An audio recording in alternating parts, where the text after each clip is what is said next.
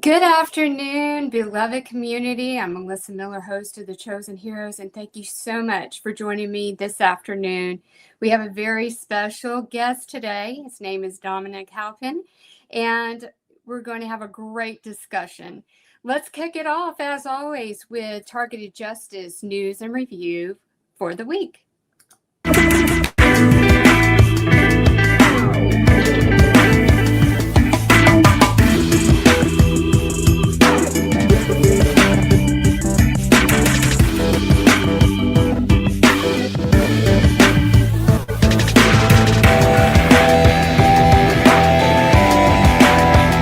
Where did the Rockefellers and Rothschilds hide their money? Much of it is hidden on the London Stock Exchange.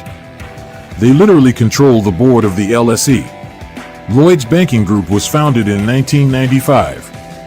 Yet, it has assets that total more than $2 quadrillion. The total number of outstanding shares is being hidden. This bank has more assets than all other banks in the world combined. It has 10 times more market capitalization than the entire NYSE. Do your homework and count the number of outstanding shares prior to 2016. Spread awareness by getting a cool magnet like this one for your car or truck from bestofsigns.com. There are several ways to contact the FBI, from submitting reports of suspected terrorism to exposing cybercrimes. We have different links to websites, email addresses, phone numbers, and more. Do not stay silent. Calling all digital warriors. Repost, share, and like this video on every social media site that's out there. We always looking for some awesome people willing to volunteer their time. Let us know what special skills and unique talents you possess by shooting us an email to tjustice2@proton.me. In the subject line, tag volunteer. Looking for more targeted justice content?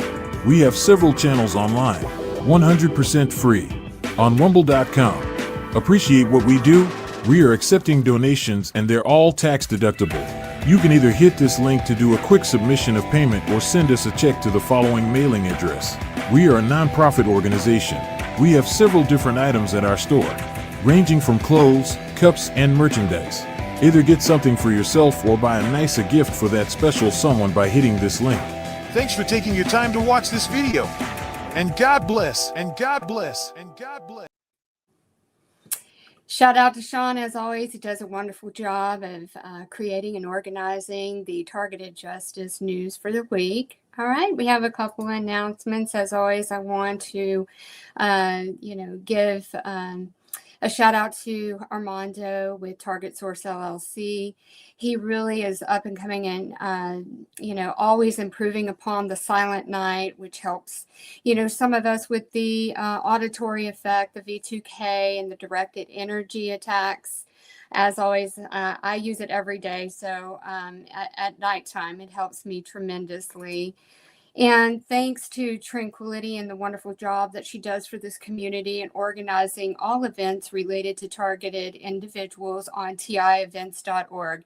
If you haven't visited her site, I encourage you to do so. Every day of the week, you have multiple opportunities to plug in with those who know nothing better than what you're going through than our community. So I encourage you to, connect with others who understand what you're going through. And as everyone knows, and if you don't, Anna Toledo has been on a journey. This week, she has landed in Virginia. She will be dedicating a couple of months of her time and efforts. And if anybody knows Anna, she's such a warrior and the voice for our community and fighting for our liberation from this horrific program. She is doing a fundraiser, for her expenses while she is there for a couple of months. If you are able to, please visit the www.givesendgo.com/Toledo and make a donation. Upcoming guests for The Chosen Heroes on November 9th, Juliet Engel, MD. She is an author, a physician, and an MK Ultra survivor. So please tune in next Sunday for Juliet's visit and discussion with me on The Chosen Heroes. On November 16th, Armando Del Toro, who is with Target Source LLC, will be talking to us about the latest and greatest of his inventions. One that is most well known is the Silent Night. And on November 23rd, Derek Robinson, who is the president of PAX International, will be joining the Chosen Heroes as a special guest. You don't want to miss that event. Other events, I co-host the Beyond the Looking Glass series for targeted survivor counterintelligence training. It's a bi-weekly teleconference. The next one up is November 8th with Jamie Rice, who is the quantum reality studies guru and has created the poly-sci method for countering these attacks that we go through. It's a journey of, inner healing. So tune in if you have not done so previously. And shout out to everybody who likes, shares, follows, and subscribes to the Chosen Heroes and all the channels out there. I so appreciate your support. We're all in this together. So before I bring up our special guest, Dominic Halpin is the founder of a B2B, business-to-business technology publication, TechNative. Dominic began experiencing being targeted by Neuroweapons in 2023 and has experienced a range of symptoms driving him to create the documentary Cognitive Liberty, Neuroweapons and the Fight for Brain Privacy. If you have not yet checked out that documentary, I encourage you to do so. When I publish this podcast today, I will include a link to that documentary within the description. Dominic is motivated to expose these weapons and will continue to fight for full disclosure and regulation against electromagnetic torture. He is about to release his second documentary filmed with Targeted Justice at Targeted Action 2025 called Cognitive Liberty, Mind Control. Save the date. It's coming out this week, November 5th. So mark your calendars for that. You do not want to miss it. Without further ado, let's bring Dominic up to the stage. Hi, Dominic. Thanks so much for joining me here today. I'm just so excited about your guest experience and to hear more about your upcoming documentary.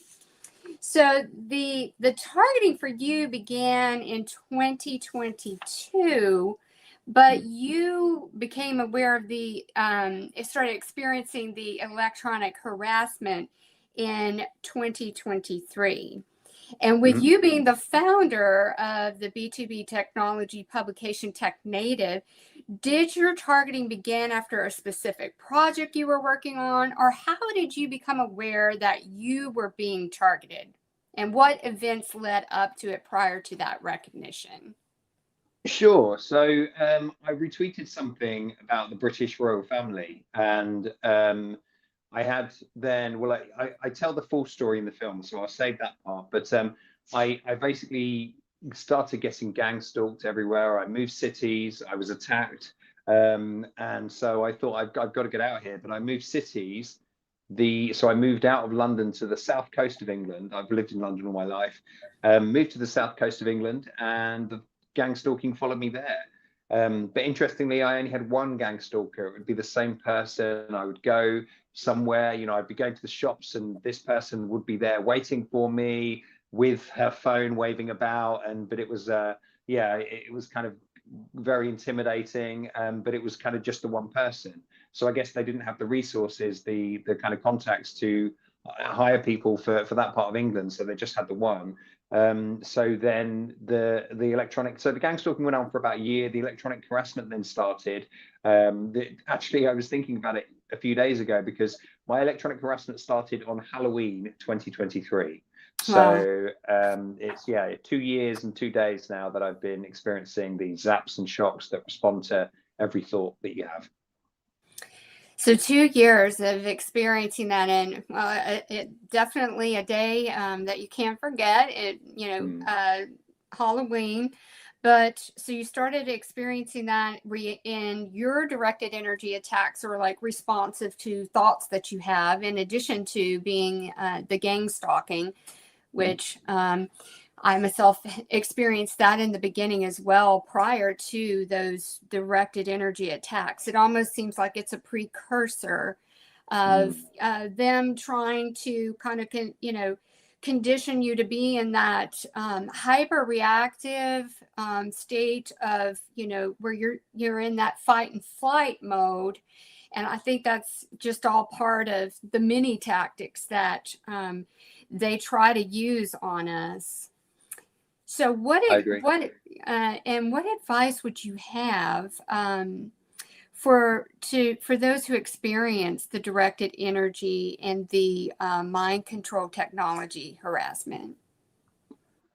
I probably wouldn't be a good person to give advice, because my way of dealing with it is just swearing at them and swearing that I'm going to end this program and I'm going to put you out of a job and that kind of thing. So I'm, I'm probably not dealing with it as well as some people. But yeah, in terms of advice, I would say we're going to shut it down. We're coming for them, and more people are taking it seriously, because I think we've got this, the neurotechnology, consumer neurotechnology folks now are very open about, look, we can now read brainwaves, we can now record your dreams. So it kind of makes what we're experiencing a lot more, plausible. So I think we're kind of at that point where somebody's going to say, hang on a second, these people have all seemed to be, but with the gang stalking, I think that part of that is to make us sound crazy. Because if you all of a sudden say, hey, it's my neighbor, or everyone seems to be following me, or I always see the same people, or everyone's taking pictures of me,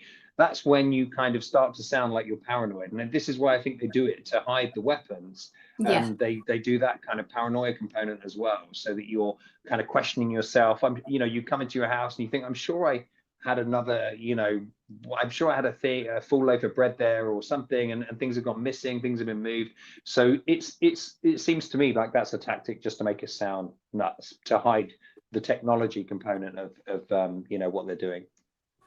Yeah, it's like this perfect psyop of, just setting people up that are having these weapons used against them, and to make them, to discredit them and make them appear like they're delusional or maybe suffering a mental illness event, and, using frequencies to manipulate emotion and elicit anger and fear. And, you're trying to fight out for, your, what is being done in these attacks against you.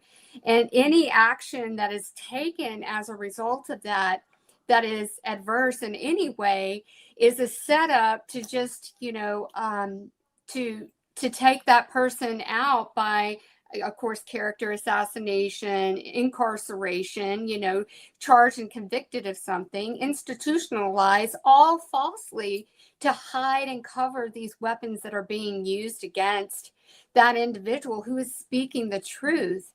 And this community knows how frustrating it is, because you want to confide and you want people to know what is possible and what is being done to you. But the rejection from it is just, it's where, I don't know if for you, when that first happened to you, it's just all like your whole world has imploded. Oh, absolutely. Your whole world melts away. And obviously friends and family don't believe you. They start kind of making you question yourself. And I do wonder how many people have been through the mental health industry who have actually just been a victim of testing, or they've been a whistleblower and then they've had their life completely destroyed. And I think that comes across, when I met a lot of the targets at Targeted Action, that certainly came across to me as being a big issue. Their lives have been completely decimated. Many people are homeless. They've lost jobs. Their relationships have broke down. Maybe they've had a divorce because of it. There's so many things. It's just a complete trail of carnage that this program has left. And there's no remorse from these people. They're still going.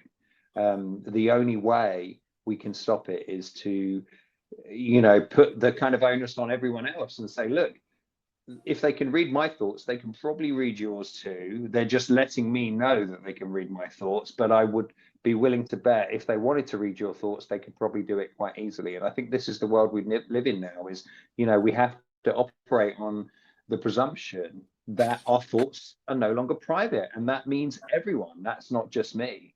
And what does that mean for democracy? What does that mean for autonomy? And I think, we have some very big kind of questions to ask as a society. It's not just the targets, this is for everyone. Absolutely. With the big push, for the digital ID and such, I think that this is just everything is leading to The mark of the where, beast. yeah, it's just like, the violation of, our sovereignty, our autonomy, our our thoughts and our cognitive, rights being violated in such an intrusive way. Like, you can't have anything that is sacred in a moment. And I think that was like one of the deeper pitfalls that I kind of fell into, because when your privacy is and your body is violated in such an intrusive way, it's like that is where you feel like you have no sanctuary whatsoever, because every single moment is intercepted, your thoughts before you even think them, and then the ability to just kind of override, and intrude your thoughts with, these implanted thoughts and dream manipulation. Yeah. It just goes on and on and on. And, it sounds so, out there and sci-fi to so many people. They can't their brains cannot digest it, but it is the reality that each and every one of us live and breathe on a 24/7 basis. So Yeah. something comical. So we're having this discussion, and I was hearing this background noise, and it's typical. I am live broadcasting, and I'm hearing, like, monk chanting music very loud in the background, because it's been tapped into one of my wireless speakers. And I have to chuckle, because that is just how they try to just throw us off. But if anybody knows, I don't skip a beat when things are coming at me like this, because it happens frequently. But I thought I would just mention it as a chuckle. So in the background, if you get any kind of, like, it's like monk chanting kind of music in the background. Well, Dominic, you took your targeting experience and you turned it into advocacy for this community by creating your first documentary, which is titled Neuroweapons and the Fight for Brain Privacy. And can you talk to us about that? I just found it so beautifully articulated. You bring in all of the technology at the beginning of this film, that it's here and it's now, with subject matter experts speaking on it. The fact that we could be going into a state where people are working for an employer, and the employer is sitting there, being able to monitor their brain function and thoughts, making sure that they're keeping themselves on track to do their task at hand. So can you tell us a little bit about it and how you tie it in? At later on in the documentary, it goes so deeply into the targeted individual experience. Sure. Well, it's interesting you say about the monitoring your attention levels at work, because did you know, I didn't include this in the first film. I was thinking about it. I did have a couple of interview segments about it though, but they're actually doing that in China already. 2 kids, they're making kids wear neurotechnology in school. They're testing neurotechnology to check for attention on young kids in school, which is crazy. But with the targeting, I mean, with the first film, I realize the challenge we have is that we have to bring everyone along. You can't just say to people who are normies, hey, they're reading our thoughts, or, you know, there's this massive gang stalking operation going on. You have to kind of, you know, show them mainstream sources and the World Economic Forum and all that. And I thought, well, okay, so what I need to do is really show people that this technology is about to hit the consumer market. And so, as we know, military technology is usually 25, 50 years ahead of what we see on the consumer side. You know, they invented the internet about 50 years before we got access to it. So the idea that you know, what I kind of had, the idea I had was really to get the Neuro Rights Foundation and people who are, you know, campaigning for freedom of thought, that kind of thing, and the right to freedom of thought. I thought, as you say, get those subject matter experts talking alongside. Look, it's only a short hop from what they're saying to what we're experiencing.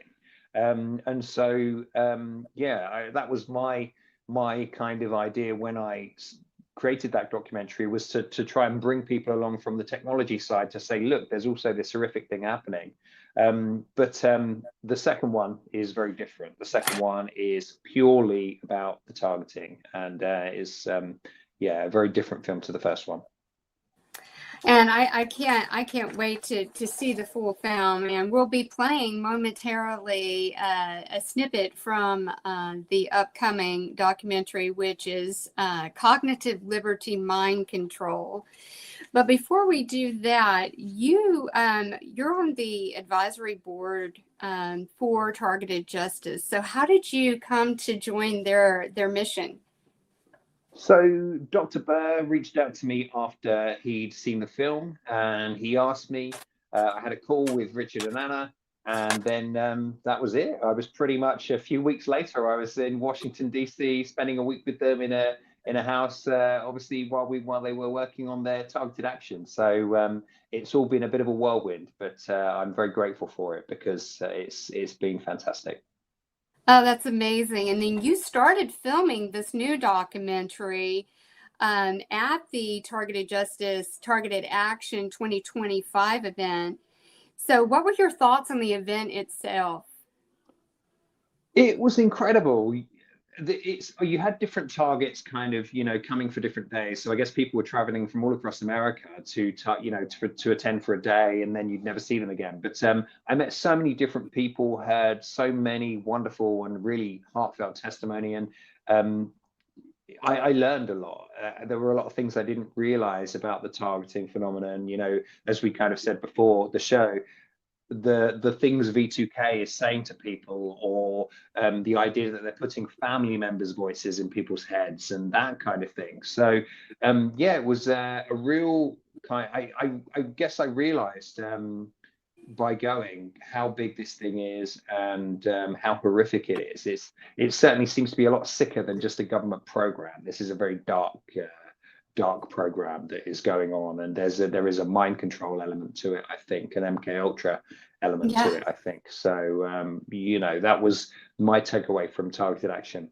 But I guess seeing Anna and seeing Richard and what they do behind the scenes, and you know, pulling everything together and meeting the rest of the board, and apart from Dr. Burr, it was fantastic. And we had, you know, there were a lot of laughs in the house. We had a lot of fun, shared a lot of jokes. There was some praying, and it was wonderful. A really, really nice experience. And were there any interactions that you had with those that, you know, were brave enough to share their experience in the interactions during the event, that just it stood out and it was a takeaway? I know that you have included those testimonies within the film that is about to be released too. But was there one in particular that just really stood out to you? There wasn't one.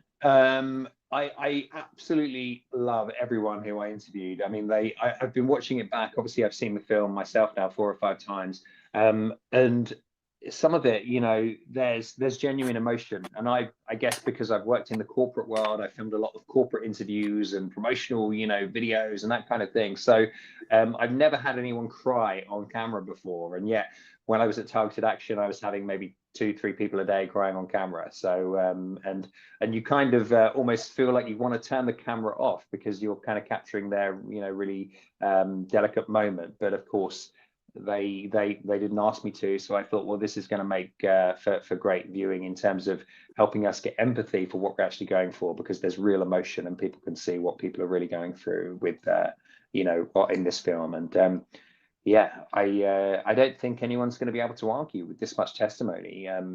There's no loonies in this film. It's all really nice people sharing their really horrific experiences. And it was wonderful to meet them all. And I feel grateful and honored to everyone who sat in front of my camera. Yes, and it is an emotional. We carry around this. We've put that brave face on, and each day we get up and we're in the good fight for it. And when you start to share, which I think sharing is very important, it's where we have the challenge is the receptiveness of it, but within our community it's a safe space we can share. I know some in the community, we have to know that, some people are just going to be negative, even within our own community, but you have to look at it from a frequency standpoint of how they're bathing us in these frequencies, which can put us in a more agitated or combative state too. So we have to be really cognizant, even in our own day-to-day reactions, and just taking measures like using breath work and trying to center ourselves, because, these frequencies are always, on us. So we're about to play a sneak preview clip of Cognitive Liberty Mind Control. But before we do, would you like to kind of give that introduction discussion on your latest documentary? And, you had stated it focuses solely really on this time around on the targeted individual journey, and the goal of it to help spread that global awareness for those that are unaware of the targeting program. So you want to talk to us a little bit before I play the clip? Sure. It's a horror film. So this is obviously a horror story that we're living. But I guess I made it for people to be able to show non-targets. So I made it for the normies. It explains everything. Targeted individuals, of course, are not going to learn anything new in terms of, what this phenomena is or where it's coming from, but they are going to be able to show friends and family to say, hey, look, people are fighting this. There's footage of us, or I should say Anna, meeting people in Congress, 2 representatives of congressmen. I think that's one thing people will really enjoy, is seeing Anna behind the scenes and how much she is fighting. And I captured some of that on camera, and Richard, of course, as well. And I owe Richard a lot for guidance on the film, because he gave me a lot of great threads that I followed to add some extra content in there. It's a package for you to be able to show people that don't understand, and help them understand what you're going through by seeing other people's testimony. Excellent. So I'm so excited to play a sneak preview of this, and thank you for allowing the audience to see it as well. So now we're going to bring up Cognitive Liberty Mind Control. These are very covert weapons, aren't they? This weapon is designed to bathe a target's living quarters in microwaves. They're designed to make the target feel like they're crazy. Delusional, fantastical, crazy talk. It was the lyrics of the song being said out loud in a robotic voice. I froze. I started to hear family members and friends' voices in my head. If you're a religious person, they might try to pretend to be an angel or a demon or something. There were visuals being sent to me while I was driving. There was a car accident. The vehicle that I was in rolled over. Somebody is touching you and doing sexual acts, but there's nobody there. They wanted me to know. It was like I could feel this vibrating.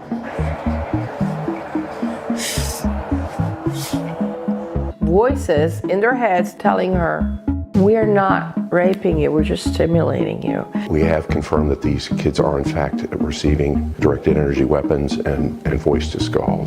Somebody do something! Someone! Freaking someone! Do something!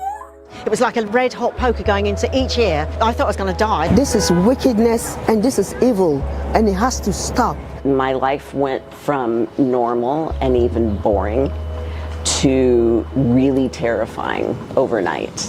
If they put you on this program, there's no getting away from it. It forced me into suicide twice. Electronic harassment perpetrated through the use of directed energy weapons. ABC News has learned that shooter Aaron Alexis was kicked out of Navy housing just weeks before his rampage because he was raving about voices in his head. The most horrific weapon ever made is being used on human beings. Our thoughts are not private.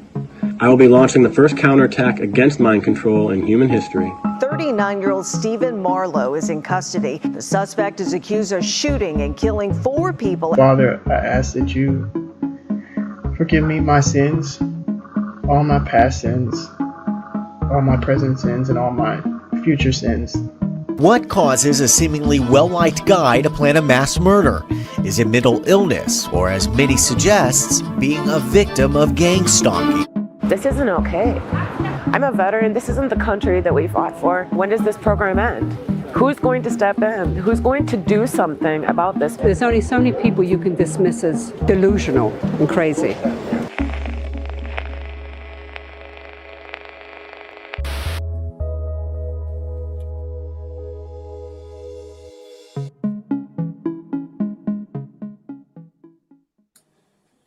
Wow, this is so powerful. I mean, and emotional.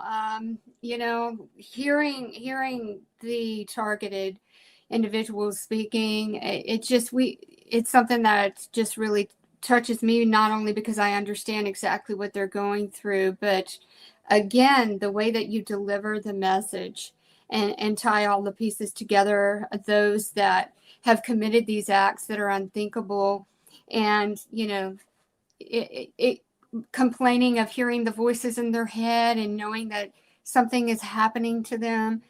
It's like the big picture formulating. So incredibly well done. And it debuts on the November 5th. So how can everybody tune in and watch this on the 5th?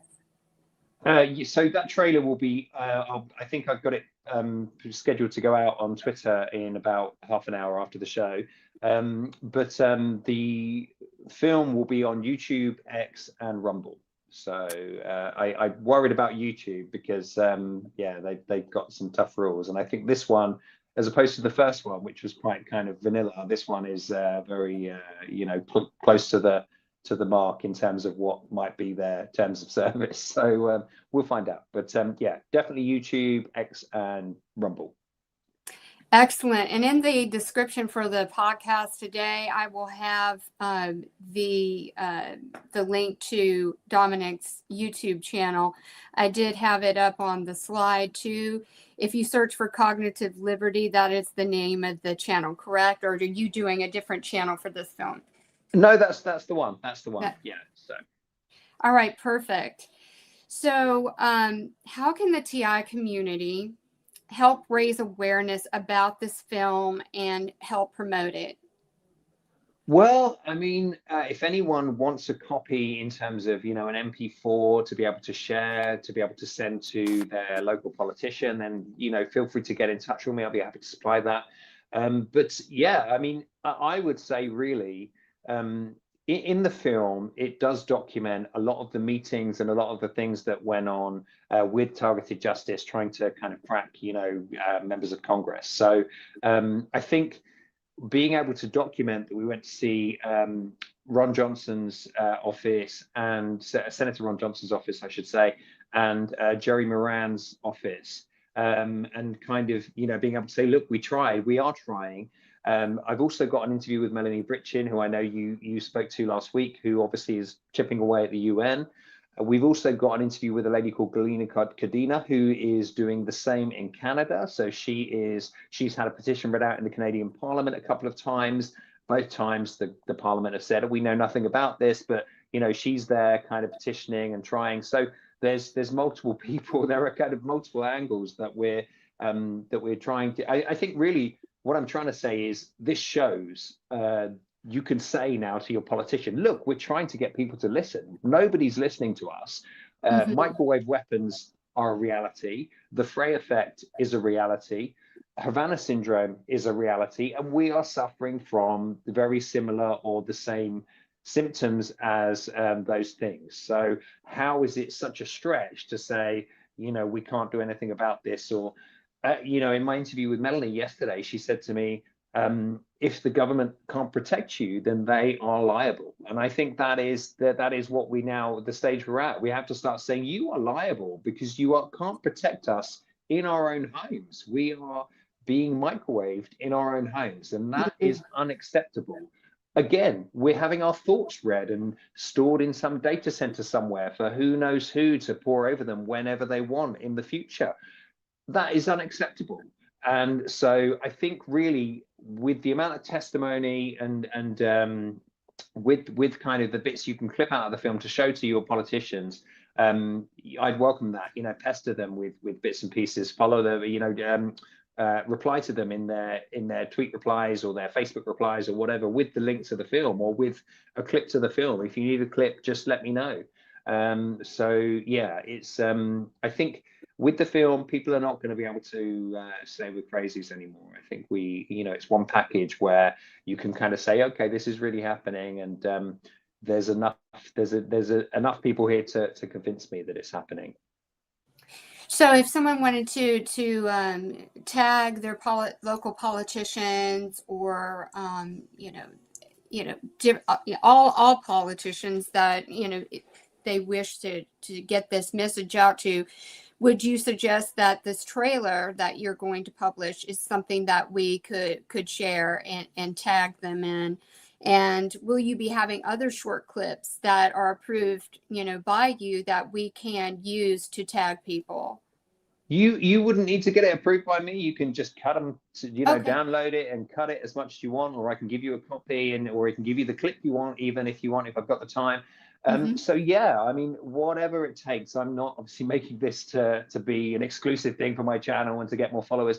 I don't want followers. I just want this shut down. I don't want to be Cognitive Liberty. I want to close up shop with Cognitive Liberty. I've got my own business. So yeah, that's really the idea. But interestingly, when it comes to politicians, certainly in the US, did you know there has actually been an attempt to legislate against psychotronic weapons? It was a gentleman called John Kucinich, who was a Democrat politician, and it was in 2001. So you have the Space Preservation Act of 2001, and he tried to get an amendment into that act, which said, which banned the use of psychotronic, electromagnetic, mind control, nudging type technologies, brain nudging type technologies. And he was laughed at by the media. And so they took that amendment out. And so now we're being tortured. So, wow. So yeah, there have been attempts. And I think if you can kind of say that, look, this guy tried to help us, this Democrat politician in 2001 tried to help us, and he was laughed out of town by the media, which makes you wonder, kind of who's pulling the strings at the media. Obviously, we know about the Mockingbird media. Right. So, to attack this guy and to laugh at him for brain control weapons in 2001, he was ahead of his time. And if he had have got that through, then maybe we wouldn't be in this situation right now. It just all suggests to a bigger agenda of, trying to do this to the masses. And I mean, if this continues at this pace where there's no regulations on brain privacy, cognitive rights, neural rights, they're just trying to do this system well, I can't even think of it, overdrive or, reboot your central nervous system. And I mean, we're not, like you said, we're not these just nodes of a machine, right? And that's the way that it almost seems that the powers that be that are behind this they're just using us as those, maybe the energy, the data collection sources of perfecting, cognitive warcraft, because as Robert Duncan had said that, the battlefield, the future of battlefield is within the mind, right? You don't have to go into physical war and combat when you can just do system override on somebody cognitively. Yeah, I agree. And that's the world we're in, I'm afraid, at the moment. Yes, and I think a lot of people are just, they don't have anything rationally to understand or connect that the possibility of it is. Hollywood has given us movies that, all of this is like coming to fruition, right? It's, we are in this state. And what I think is such a tragedy of it is the children and the future of humanity really are at stake. For us to be what God intended and designed as sovereign beings, and that autonomy and that sovereignty is being, intercepted by these silent weapons. And that's where the travesty of this all is. It really is if we don't get this information out to shut this down and to have, some regulations put into place. I think it was a recent article that I read yesterday that I can't think of the country right now, but they're trying to be put into place that your image, your voice, and your photos and all of that have protection. Because in this digital age, this AI, you see people running crazy with these AI videos, and it's getting into that fine line of you don't know what's real versus not real anymore, because it's so perfected in the craft of being able to use the likeness of someone else and their voice and generate a video that is not even, truth. It's fiction. Yeah.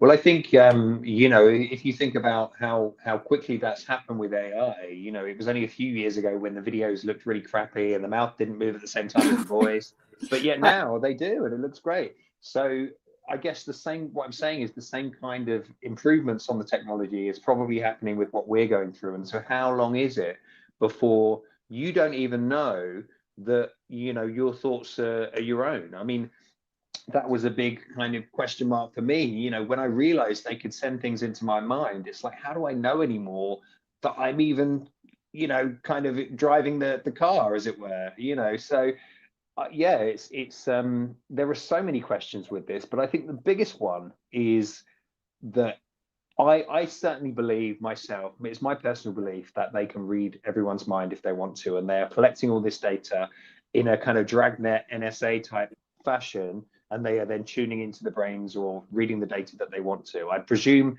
to be able to respond to us, it's as quickly as they do. It's a big infrastructure behind it. It's a supercomputer or something like that, I would imagine.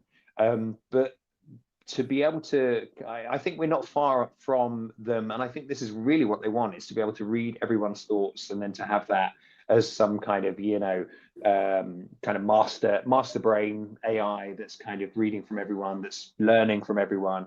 But we are having our most valuable data stolen. Before I started getting targeted, I would never accept cookies on websites, because it's a matter of principle, because that is value, that is money for them. You're giving them money if you're letting them, kind of get the data and then be able to advertise to you relevant ads. And I'm like, well, if somebody's earning money off this, it should be me. If I'm the one that has to view the ad, so I refuse to hand over that data. And all of a sudden, they're stealing my thoughts and using them for God knows what, and who knows who is reading them. So yeah, I think really what they want is the data. There's a saying in the tech industry that data is the new oil or the new gold, and I think, if they can kind of get the whole data set, especially when, like now you have two targets talking to each other and they can kind of compare, okay, what does this brain think at the same time as, how do conversations work in the brain between two when they can read both the brains? That kind of thing. I think we're giving them all this data. Who knows what they're doing with it? And really it's apparent that somebody is profiting off it. We're getting tortured, and there are some people, in my opinion, who are being talked into mass shootings or murdering their neighbor because they think it's the neighbor doing it, or and who knows that terrorism, who knows if you're hearing the voice of God in your head, who knows what people could be talked into doing. So I think really the best way we can deal with this is to let everyone know, the normies know, that this is possible, because then, I mean, Richard had a great quote for me when we did our interview, when I did my interview with him. He kind of said that the first 6 months for TIs is the most important, and that's really when we want to catch people, because they don't know what's going on, and some end up dead, some end up in an asylum, some end up maybe in a pool of somebody else's blood. So I think really it's about informing everyone that this is possible, and creating outrage that this is possible, and we should be outraged. Yes, and it's very important for people to understand too that it could happen to anybody at any time. I think, and this has been said before, but it seems like it suggests that because there's no it doesn't have to necessarily have to have an implant, because these frequencies, this microwave frequencies and everything that can impede you, it can definitely be done. And I think that the difference in us versus the rest of the world is the switch was turned on us. So whether that switch was activated, like, okay, they're maybe doing an analysis of, okay, this person is now in the, high risk, resistance category, right? Or who knows, it could be because of influence of associations, and they just want somebody silenced, right? Because they are prone, or that person is prone to speaking out about, things being done. And let's say that's how we get activated in it. And it could But the be craziest thing for me, sorry, Melissa, I didn't mean to interrupt. Go ahead. The craziest thing for me is in Russia, these weapons and this torture, this kind of torture was made illegal in 2001. And not too long ago, recently in China, the CCP actually kind of told one of their mainstream newspapers that they're working on brain control weapons for wartime purposes and that kind of thing. So if China can disclose the weapons, and if Russia can make them illegal, and what does that make us? If China's the communist, and yet we're the ones who are really secretive and shady and playing dumb, we don't know what this is. I don't believe that for a second. I don't believe that MI6 and MI5 and the British military and the CIA, I don't believe they don't know what this is. I think they know exactly what this is. And so it's unacceptable in supposed democracies that we are, living in this kind of hush-hush world where these things are kept quiet. Obviously we're trying to kind of get the word out, but then you've got the New York Times writing a headline like, the United States of paranoia, they see gangs of stalkers. That was the New York Times headline. There was something in Vice magazine which had the word delusional about 5 times in the article. So every time this is covered by our media, there is a hint of sarcasm. It's very condescending. There's a question mark put over us. Are we crazy? Are we delusional? Are we paranoid? And really, it's a dereliction of duty on behalf of the media to do this, because they're not reporting. They're kind of swaying to try and persuade everyone else. Manipulating. Yes. Yeah, and it's like, we cannot stand for that any longer. But I think the most important thing really for targeted individuals to do is to try and kind of pull the resources, pull the message. When you start saying, I'm sure it's my neighbor zapping me through the wall, that kind of, discredits you because you don't know that for sure. But if you kind of just focus on, look, these weapons, Havana syndrome, and here's what's happened, here's the kind of, background to it from maybe mainstream sources, you had Kurt Weldon, for instance, the gentleman, I think he's a former senator, who went on the Corbett report recently, and he said that yes, it's my experience that the US are working on directed energy weapons, and it's all going to be wireless, frequencies to impact the brain. I include that clip in the film. So yeah, it's the truth is starting to come out. But it is disappointing as, a Westerner, you're an American, I'm an Englishman, and yet we see Russia, protecting their citizens against this. We see China kind of being open about having this technology and that exists, and yet we've got, our guys saying we think it might be microwaves causing Havana syndrome, but we're not sure. And scientists have got a big. It's like, well, come on, who's doing this? Who's testing these weapons? Because it's coming, I think, from inside my own country. I don't think it's coming from outside. So if the government can't protect me and it can't protect us, then they are liable. I think that, for people to get buy-in, because again, this is all about spin honesty, right? To get buy-in by the masses, those would not, most people would say, no, I don't want you to put something in my brain, right? To do that physical surgery of that, or surgical implantation. So then it evolved into, a no-touch way of, being able to manipulate someone and to target them and to cloak them in frequency, using the frequency manipulation against others and then of course gauge the response or the resistance and compare minds, one mind versus other minds who are more easily influenced versus it's going to take a little bit more effort. And then obviously we understand that they're obviously gauging pain response, and they can even mimic, pain responses by using frequencies and target those at us as well. And again, like this big data collection experiment that is going on, it's all about perfecting that craft. And we are at the brunt end of that, being the ones being experimented on and tested on. Because who's going to sign up to be tortured, right? Willingly, consentingly, right? Oh, yeah, sign me up for that.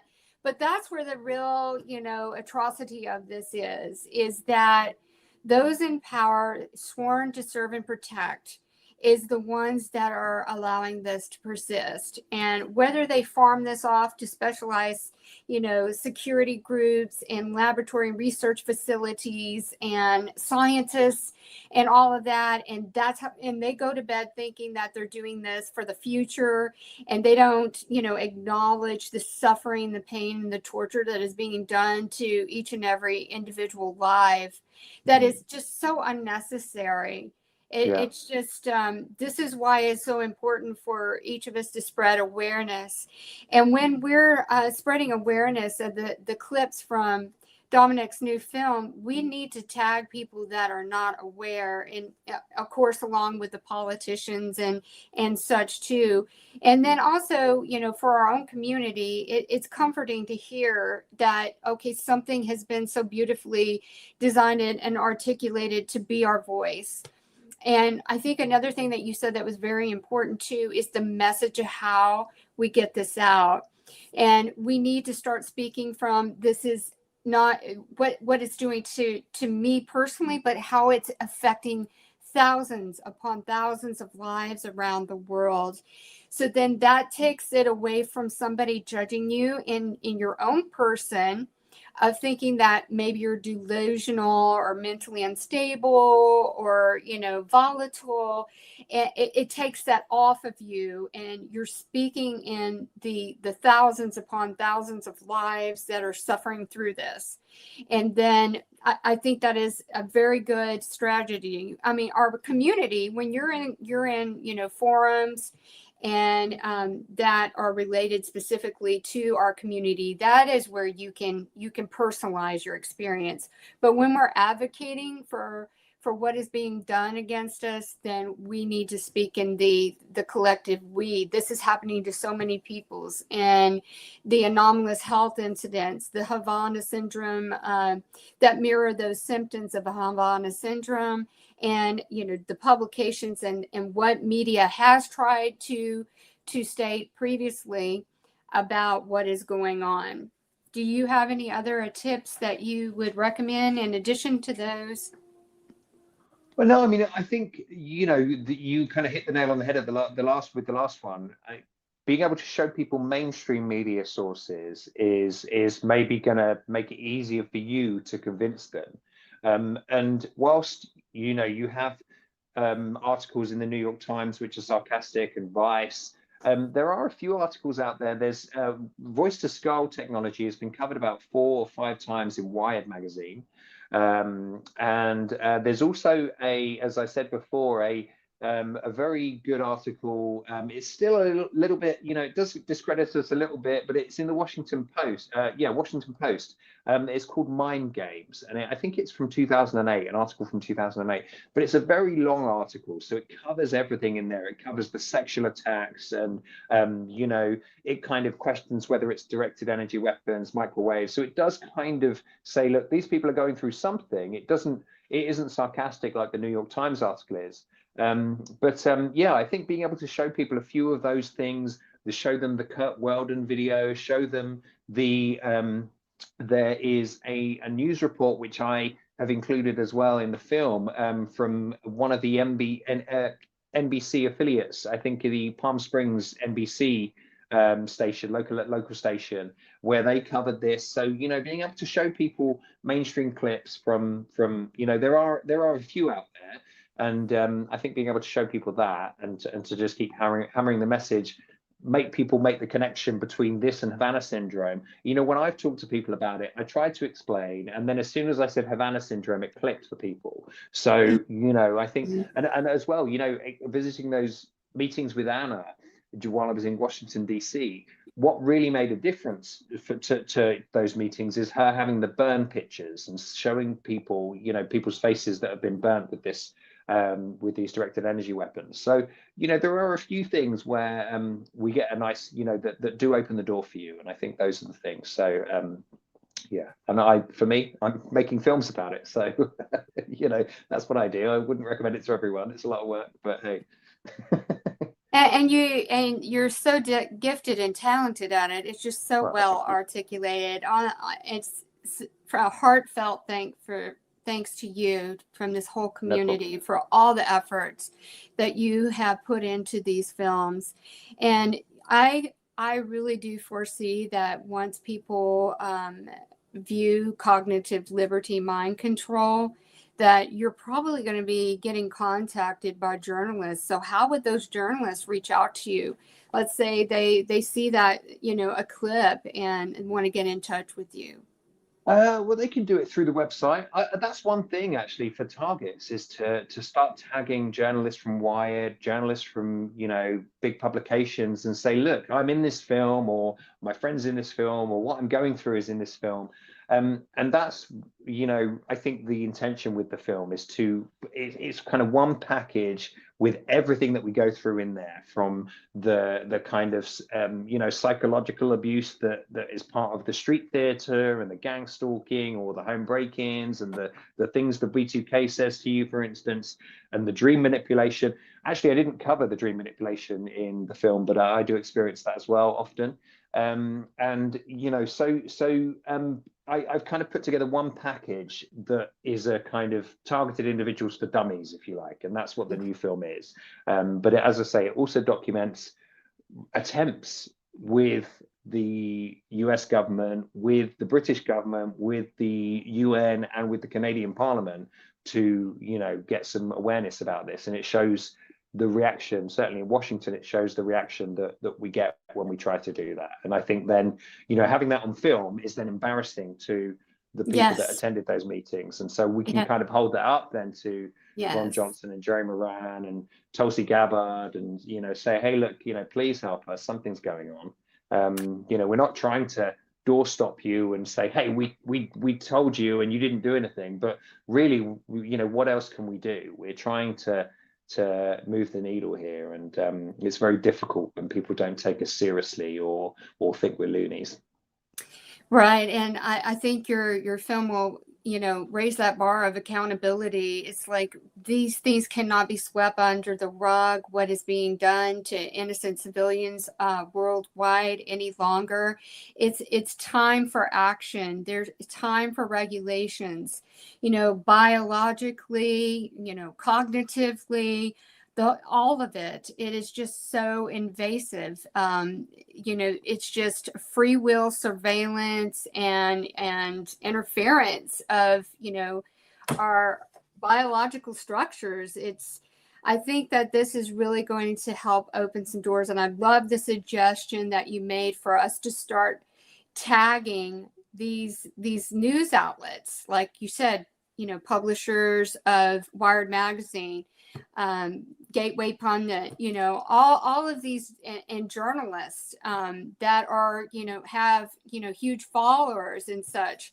Someone needs to, be brave in that suit and, take it up and cover it, because again, you have, handed them the, like you said, TIs for dummies, and included all of that pertinent information that gives the receipts that many people around the world are experiencing. This can no longer be deniable, because our voices are out there. We're trying to bring awareness. The film, it does a beautiful job in articulating that. And when you said that the journalists could reach out to your website, are you referring to your TechNative website? Yeah, they can reach out to me there as well. They can reach out to me on Twitter, and my DMs are open anywhere at all. So I'm sure they won't have any problem getting in touch if they need to.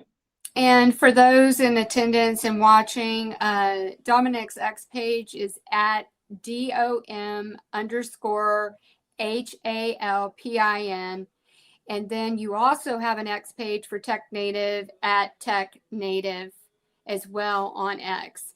The YouTube channel is called Cognitive Liberty. I advise everybody today, go out and subscribe. That way, when the new film is loaded for the Cognitive Liberty Mind Control, you'll get notification.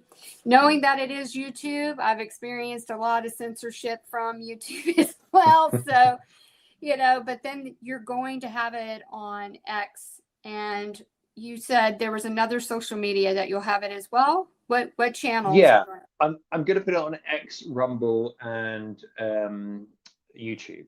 So hopefully that will do. But I mean, failing that, if I get kicked off of YouTube, I do have a kind of business video hosting site that I use called JW Player for my website. So I can host it on my website if all else fails. And what is your YouTube channel handle? I mean, your Rumble channel, sorry. I can't remember the exact handle. I think it just might be at Cognitive Liberty, but it's if you search for Cognitive Liberty, you'll find it. Okay. All right. Everybody needs to do a search and subscribe there as well. So is there a follow-up project that you're thinking about doing after this film? I know you're just now getting past this one, but are any ideas you might be thinking about for the future? I don't know, to be honest with you. I mean, I'm kind of just putting the last finishing touches to the new one, a few sound tweaks here and there I've been working on today. But I haven't really thought about it yet. But then somebody asked me when I finished the first film, what are you going to do now that you've done all this work? The first one was kind of 4 months of work. This one's only taken 2 months, although this one is much better. So yeah, I didn't really have the answer at the time, but I should have said, we'll make another one. But maybe. I mean, I'm hoping, obviously, in an ideal world, this film will be enough to move the needle. But I don't know. I guess keep going, and I'm certainly not going to put up with being, zapped every 30 seconds for the rest of my life. So just keep fighting. I appreciate all your efforts and everything that you've done for this community. Thank you, Melissa. You just have such, God-given talents for pulling all of this information together in a very digestible way for, those that are unaware. So I stand firm with you. I think that this is really going to gain attention of those. It's presented in such a way that, to me, someone who is really a true journalist they would be a fool not to pick this up and to spread this awareness. Like, again, this is for humanity. This isn't, let's just, pull the covers over our eyes and pretend this doesn't exist anymore. There's just so many things shaking around the world where we have been, it's been revealed that, we've had a lot of deceptions. We came into this earth, under, certain things that we believe that have been debunked since then. So I think the ground is prime. I've always said this. We just have to continue to strike while it's hot. And thanks to you, that needle will move for us. Well, it's thanks to you as well. You've been dealing with this for a long time, and you're out here spreading the message and giving everyone a platform. So, we've all got a part to play. And I think, as I say, if we pool our resources and keep on going the way we are, I think we're going to get there. I think we will crack this. So what I'm going to do is I'm going to bring up a few comments. I see that the chat has been active here. So I'm going to bring up one here and then get your feedback. All right. There we go. It wasn't wanting me to do it. So Michael says, I think many politicians are protected from neuroweapons, mind control, etc. They have effective countermeasures. Do you believe that that's true too? Or do you think they just are unknowing? Well, I don't know if this is a countermeasure, but I saw recently that Alex Karp from Palantir had kind of vibrating windows to stop people being able to eavesdrop through the window. So I presume there's something like that. There is some kind of, maybe you can have like white noise or something where you can protect the privacy of your thoughts. Because, I mean, can you imagine if our politicians can be mind controlled, then we may as well give up right now, So I think it's possible. I certainly think. Did you know actually in the 70s you'll find it if you search. There was the headlines, I think, for all the articles are mind control attempt on Nixon, and there was somebody who, I think it was more of a drug type scenario. I think they tried to give one of Nixon's inner circle mind control drugs or something, but the CIA actually came out, and it was quite big news in the 70s that there was a mind control attempt on President Nixon's inner circle. So yeah, I mean, we can already see that it's somebody's attempted it, and now that they can do it with frequencies, who knows what they've been beaming at our politicians. I'm more of the belief that our politicians are all blackmailed and bribed than mind controlled, but who knows? This might be an easy way to get them under control than to blackmail them. Yes, and I think that, in some of the agencies and such, it's like they're sworn into secrecy, otherwise they're committing treason. Right. And I think that's where some people are not comfortable enough to stick, their foot out, and they're aware of these things. For those, we can only hope that, God reaches them and, in bravery to speak out against this for humanity. Because again, your documentaries and those coming forward, the whistleblowers coming forward where, it's just eating and eroding at their soul. And they're like, I cannot sleep at night until I speak out what I know. And, with that, it's going to be to the point where it can't be denied anymore when more and more whistleblowers have come forward, which there seems to be like a movement of more and more people, make an attempt to do that. I mean, no matter, the mass public might be able to turn their eye away from it by the manipulation of what's being done to perpet the psyop of the delusional and the mentally unstable and volatile narrative, instead of, really, tuning into what the truth is. To me, I don't watch any mainstream media, because to me, as a targeted person, that it's all spoon fed. It's all, here's a couple of jolly moments, heartfelt moments, and then just gaslighting you with terror and misinformation. Yeah. Right. So I just choose not to. I wanna roll where the truth is. I agree. Let's see if we can find another comment here. I'd flagged a few earlier. I always love the interactions with our TIs and engaging with one another. There have been many thank yous in the chat to you, Dominic, for what you have done in organizing these beautiful documentaries. Thank you. That's so sweet. I'm flattered and honored. So Carr says Amazon uses cameras for drivers that can tell if they're tired. Wow. So, I mean, it's there. This technology is there. And I think this is really important. It's kind of like a segue into the spin, the narrative for buy-in. So it's going to promote, these frequencies, these, and stuff can heal someone who has, depression, anxiety, or mental illness. But really behind that were they already subjected to the frequencies to inspire those.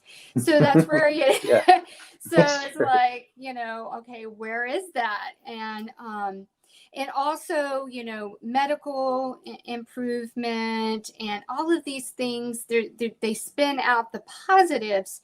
But with those positives, nothing is ever stated about you have given your free will authority over your biofield and your mind by consenting to this.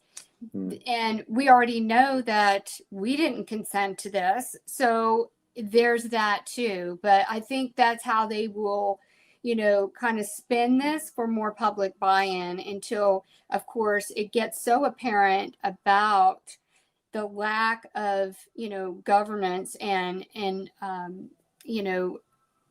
procedures in place to protect, someone in their organic state. Yeah. Yeah. I mean, I think, we're at the point now where we're realizing that the mind has no protection. You can maybe pick up even if they are weak, wispy signals that the brain gives off, you can pick them up at the right frequencies.